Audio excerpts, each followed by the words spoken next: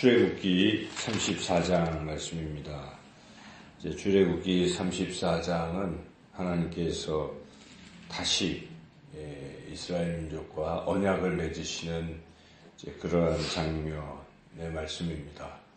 원래 앞에서 이제 19장, 20장에서 19장에서 이제 시내산 언약을 맺으시면서 이 십계명을 주신 거죠. 그래서 20장부터 24장 이제 그것이 쭉 기록되어 있었습니다.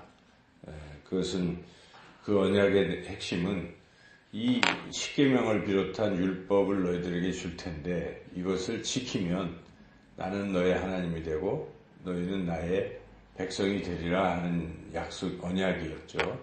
그런데 안타깝게도 이스라엘 백성이 모세가 그 하나님으로부터 언약을 이렇게 십계명을 받고 내려오는 사이에 밑에서 금송아지를 만들고 우상을 섬기는 이런 죄를 범함으로 모세가 하나님 주신 돌판을 그냥 깨뜨리고 하는 이런 일이 벌어진 것이죠. 그래서 그 돌판이 깨뜨려졌다는 것은 이제 언약이 깨졌다 하는 그런 하나의 상징적인 행동이었습니다.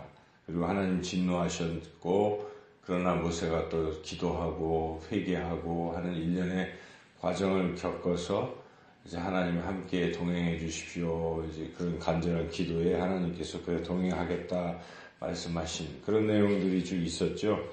그리고 이제 오늘 이 말씀에서 그럼 이제 다시 언약을 다시 맺으시는 거예요. 그래서 돌판도 다시 이제 하나님 글씨를 새겨 주시고 그리고 언약에 대한 내용들을 또 말씀하시는 그런 말씀입니다. 그래서 구체적으로 여기에 이제 돌판 십계명을 써주신 것과 더불어서 이제 하나님께서 이제 말씀하시는 이제 그런 내용이 용서해 주신다 하는 그런 것이죠. 하나님은 이스라엘이 실수했지만 다시 용서하시고 새롭게 언약을 갱신해 주시는 이제 그런 은혜를 베풀어 주신 것입니다.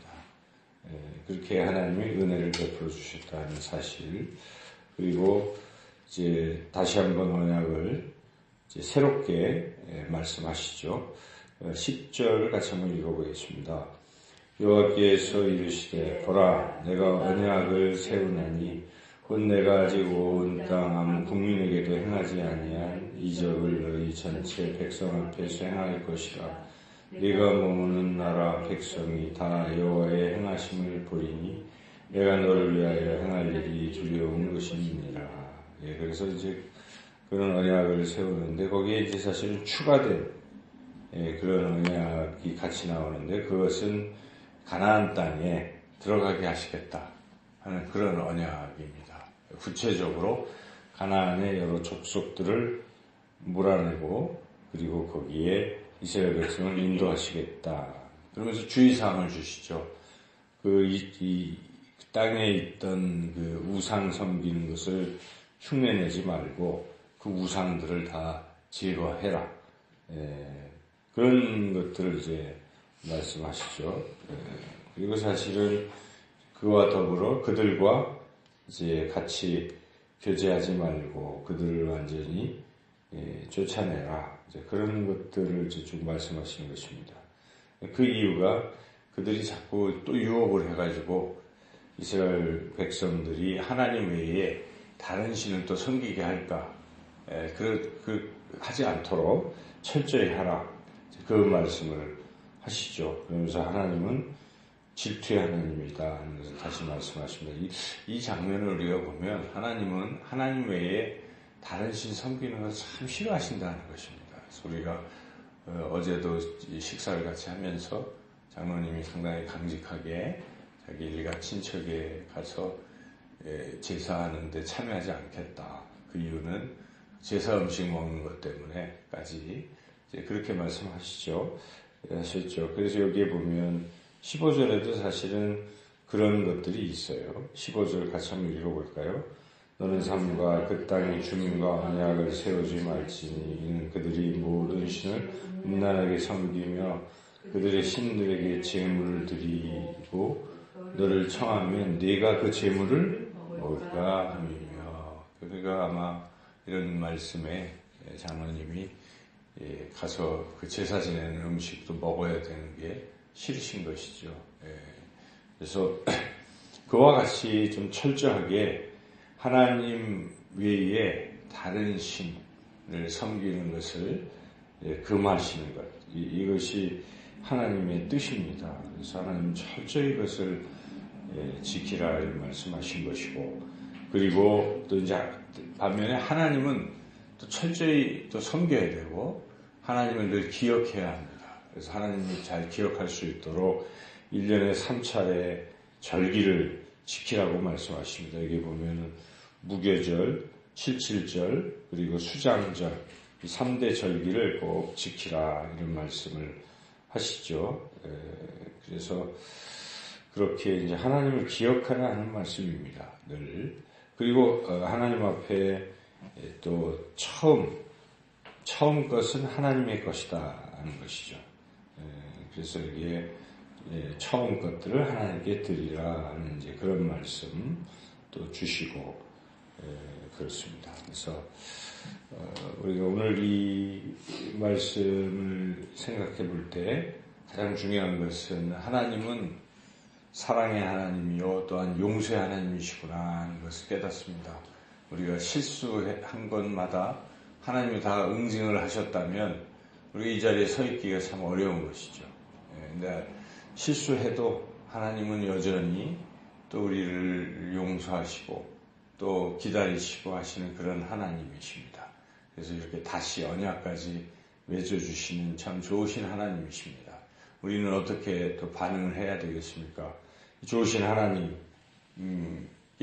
용서해 주신다 해서 우리가 끝없이 자꾸 죄를 짓고 끝없이 그렇다면 참 잘못된 것이죠. 그래서 우리가 은혜를 경험했다면 다시는 돌아가지 말자, 죄로 돌아가지 말자는 결단을 해야 될 것이고 이제는 하나님 외에 다른 것을 섬기면 안 된다는 것입니다.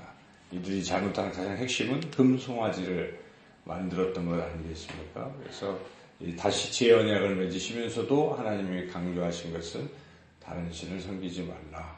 그리고 다른 신을 섬기는 사람들과도 함께하지 말라. 이게 굉장히 핵심입니다. 근데 이 말씀을 어기죠. 나중에 대표적으로 어긴 사람이 솔로몬입니다. 여기 솔로몬이 생각이 나지 않습니까? 여기 보면은 16절 읽어보겠습니다. 또 내가 그들의 딸들을 네 아들들의 아내로 삼음으로 그들의 딸들이 그들의 신들을 음란하게 섬기며 네 아들에게 그들의 신들을 음란하게 섬기게 할까 함이니라.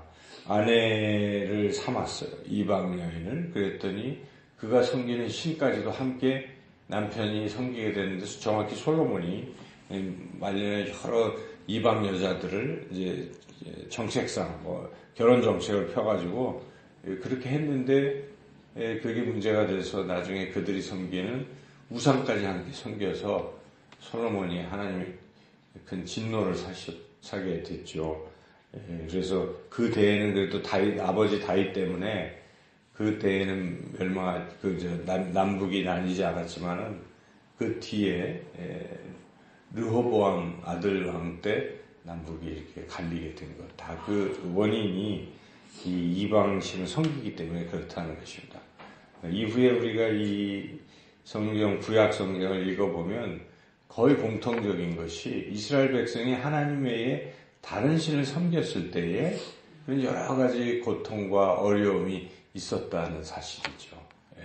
그래서 우리 신앙도 마찬가지입니다. 우리가 자칫 세상이라는 이 신과 하나님 이 두 개를 같이 섬기려고 하는 게 있어요.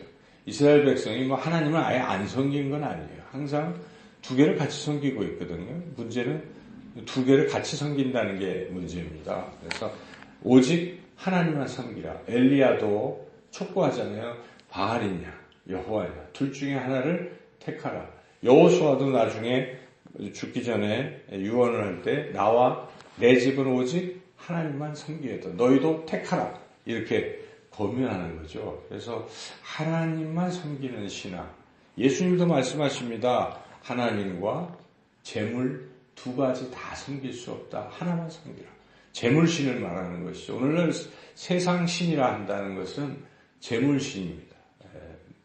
만몬신인 것이죠. 그래서 돈이 최고인 시대가 됐기 때문에 돈 없으면 죽는 걸로 아는 거예요. 그러니까 돈을 생각하는 것이죠. 근데 우리 예수님이 정확히 아시고 재물과 하나님 둘 다 섬길 수 없다 이렇게 말씀하십니다. 그래서 우리는 온전한 100%의 신앙을 가져야 됩니다. 하나님은 그것을 기뻐하십니다. 갈렙도 하나님 기뻐하신 것이 온전히 나를 따랐은지 그 온전한 신앙. 또 우리가 산상수훈 지금 공부하고 있지만은 지금 이제 계속 5장에서도 이 서기관과 바리새인들보다 더 나아야 된다. 더 나을 일을 가져야 된다는 것이고, 그리고 하늘에 계신 하나님께서 온전하신 것 같이 너희도 온전하라.